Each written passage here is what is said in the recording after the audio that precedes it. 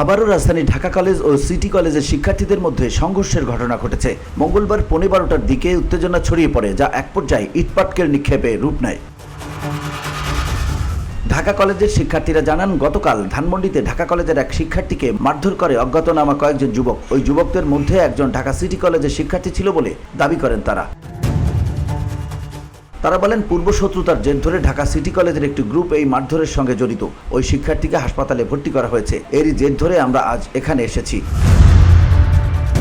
প্রত্যক্ষদর্শীরা জানান, ঢাকা কলেজের শিক্ষার্থীরা দলবদ্ধভাবে সিটি কলেজের সামনে জড়ো হন। তখন সিটি কলেজের শিক্ষকরা তাদের আটকানোর চেষ্টা করেন। এ সময় দলগতভাবে ঢাকা কলেজের শিক্ষার্থীরা সিটি কলেজের গেটে ইটপাটকেল মারতে থাকেন। তবে এই ঘটনায় এখনও কোনো হতাহতের সংবাদ পাওয়া যায়নি।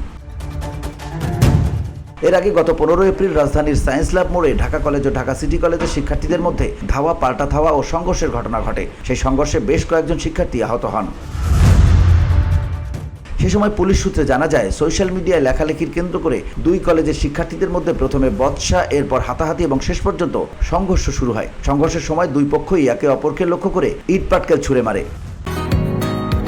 বসুন্ধরা, উত্তরা, বনশ্রী, কুড়িল ও বাড্ডা সহ রাজধানীর বিভিন্ন স্থানে অভিজাত ও অত্যাধুনিক মানের ফ্ল্যাট কেনার এক নির্ভরযোগ্য প্রতিষ্ঠান প্লেজেন্ট প্রপার্টিজ লিমিটেড। তাই আপনার স্বপ্নের আবাসনের জন্য আজই যোগাযোগ করুন। Pleasant properties limited, where destiny matches eventually. উত্তেজনাকর পরিস্থিতিতে ঢাকা মেট্রোপলিটন পুলিশের রমনা বিভাগ এবং নিউ মার্কেট থানার অতিরিক্ত পুলিশ সদস্যরা ঘটনাস্থলে পৌঁছে পরিস্থিতি নিয়ন্ত্রণে আনে। VOD Bangla news desk.